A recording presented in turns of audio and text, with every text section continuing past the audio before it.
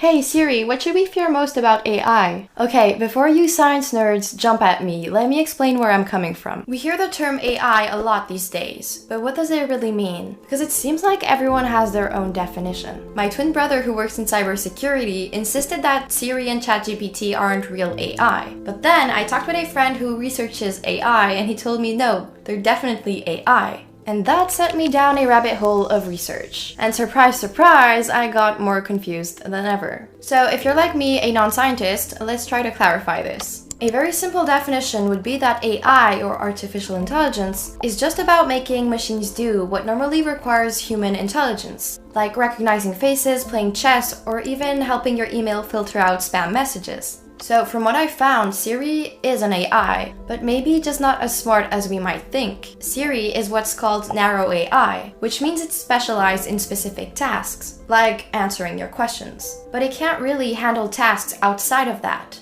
Siri, self-driving cars, and ChatGPT all rely on something called machine learning and deep learning.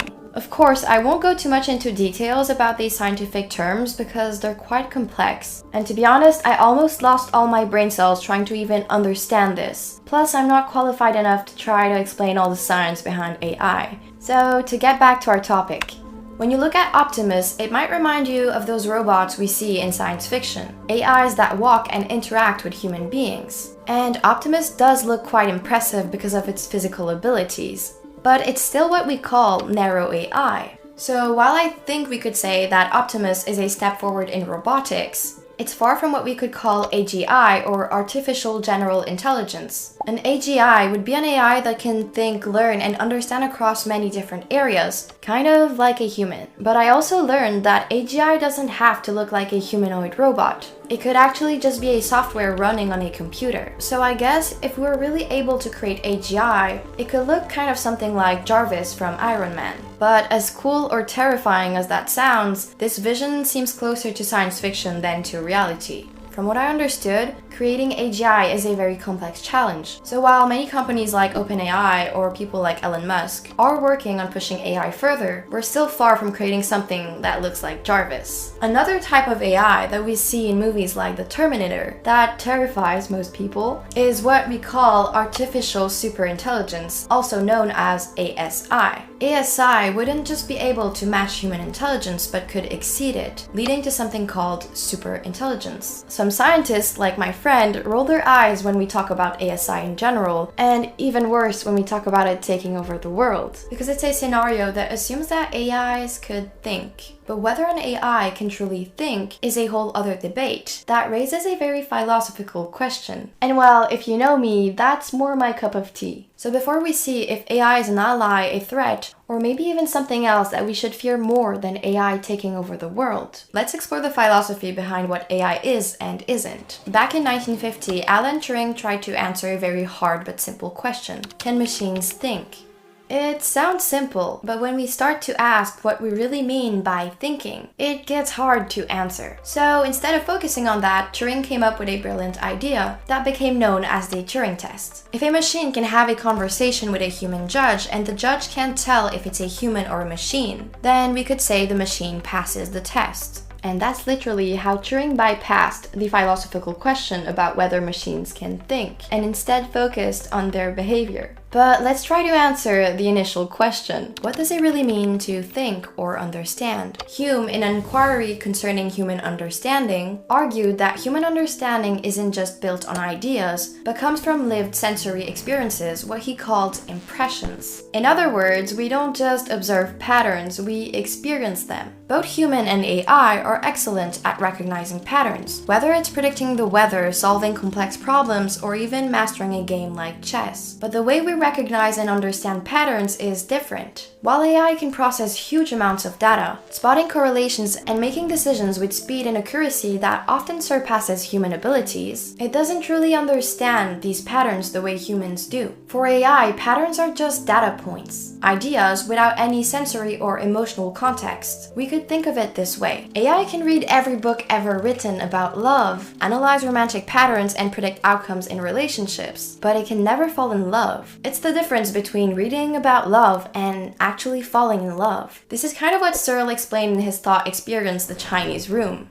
Imagine you're in a room with a set of Chinese symbols, but you don't understand Chinese. You also have a rule book written in English that tells you how to arrange the symbols in response to questions written in Chinese. By following the instructions, you're able to send back the correct response in Chinese, even though you don't understand the language. From the outside, it looks like you understand Chinese, but you're just manipulating symbols based on rules. He used this example to argue that even though machines can give the right answer, they don't truly understand what they're doing. This is how AI, or something like Optimus, can appear to think, but is actually just giving responses that make us believe it does. However, even without a consciousness, machines are already outperforming us in areas like chess and making critical decisions. So maybe the real issue isn't about what AI thinks, but about what it does. And this takes us into the heart of the issue: ethics. Imagine a world where machines, not humans, decide what's right or wrong. It sounds like science fiction, but it's quickly becoming a reality. As AI systems take on more decision-making roles, especially in areas like justice or medicine, we really have to ask, can machines handle moral decisions? Let's look at the anime Psycho-Pass for a second. In this story, an AI system called Sibyl predicts how likely someone is to commit a crime. Based on this, people's lives are controlled by the AI that decides whether they're punished or not. Human lives become controlled by data and probabilities. This anime highlights an important question. Can we truly trust a machine that makes decisions that impact human lives? At first glance, AI seems objective. It's just data, right?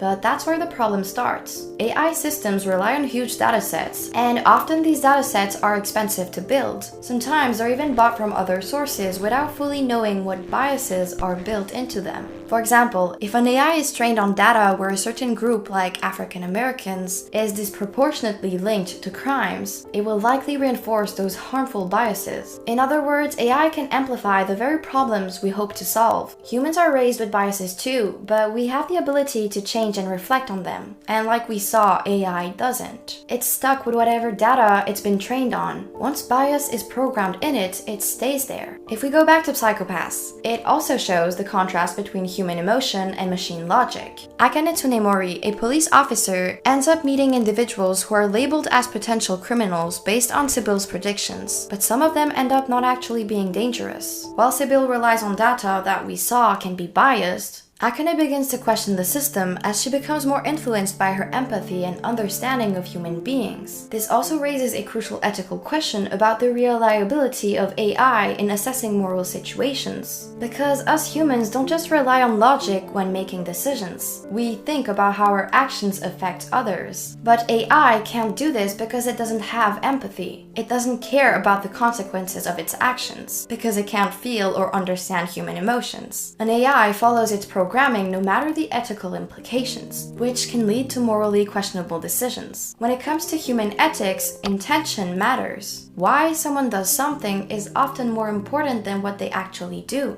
For example, if you help someone out of genuine concern, your action would be judged as morally good. But if you help someone just to look good in front of others, then the moral value of your actions can be questioned. AI, however, doesn't have intention behind its actions. And because of this lack of intention, it's hard to consider AI as a moral agent, leading to many other ethical questions. What happens if an AI wrongly accuses someone of a crime based on biases in its data? Who would be held responsible for that mistake? And how can AI systems align with human moral values if they're incapable of moral reasoning? I hope I didn't lose you with all these complex ethical dilemmas. And while this video is a more general overview of AI, so here I'm not going to dive too deeply into every ethical issue. But if you're interested in AI ethics, then please let me know in the comments, because I'd love to make another video on this. But for now, let's shift our focus and talk about why so many people are concerned with AI destroying humanity. Actually, Bostrom talked about the dangers of a superintelligence,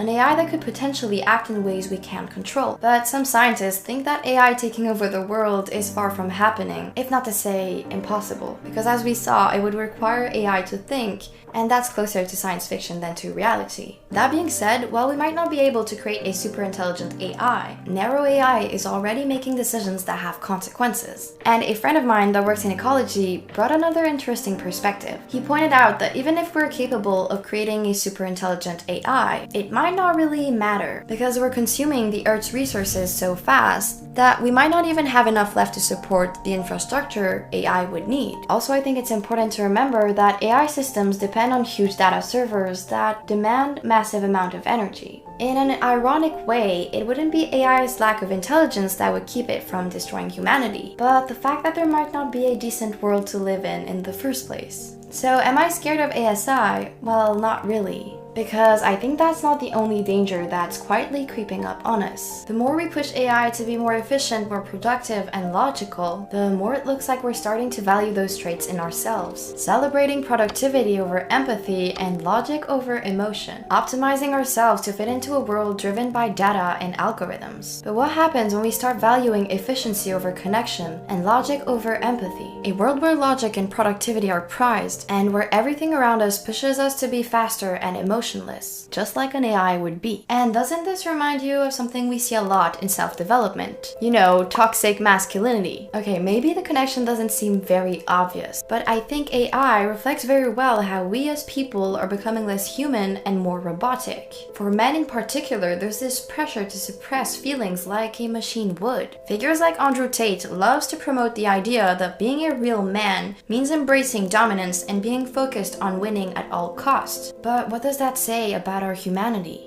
And I know that just like the term AI, many people have issues with the term toxic masculinity. It can feel like we're saying that masculinity is toxic, but that's not what it means at all. Toxic masculinity refers to harmful societal norms that pressure men to be emotionally distant. It's about how men are socialized, the unrealistic expectations that are placed on them, and how these pressures negatively impact their mental health. Stereotypes like boys don't cry reinforces this, leading to suppressed emotions, depression, substance abuse, violence, or even suicide. And even though I do understand why some men disagree with the term toxic masculinity, because it can feel like an attack on their identity, like we're telling them to be more feminine or less masculine. But that's not the point. It's not about being more or less masculine, it's about being human. And while some people might find value in certain types of suffering practices, if you see what I mean, but when it comes to emotional pain, do you really enjoy suffering in silence? Is that really what defines you as a man? It reminds me of that song Shallow. Tell me something, boy.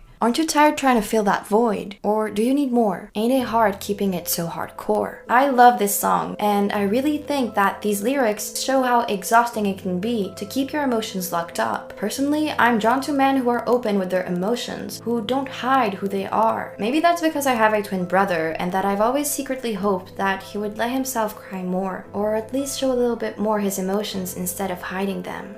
Knowing that society has conditioned him so much to suppress his feelings terrifies me. It scares me to know that maybe one day, without ever being able to help him, without warning, he could disappear. Men are often thought to suffer silently because vulnerability is seen as a weakness. But being vulnerable isn't weak, it's what connects us. Imagine how different our world could be if more men, more people just felt safe enough to say, I'm struggling or I need help. Vulnerability takes strength. Actually, I believe true strength comes from staying human in a world that tries to dehumanize us. As Maya Angelou once said, my mission in life is not merely to survive, but to thrive, and to do so with some passion, some compassion, some humor, and some style. We live in an age where efficiency is everything, where logic and reason are king. Toxic masculinity is just a symptom of the society we live in. And this symptom also reflects pretty well another symptom. When we talk about toxic masculinity, it looks like the term becomes a battleground instead of a real conversation. People are more focused on defending their views to sound right rather than really seeking understanding. Everyone just ends up being stuck in defensiveness and division. Of course, this doesn't just apply to toxic masculinity, but with most controversial debates, if not to say every debate. I noted in one of my videos that expressing our opinions is necessary for progress and finding solutions. However, this becomes nearly impossible in a society where people are obsessed with sounding right. A society where instead of listening, we argue to win, drowning each other's voices in the process.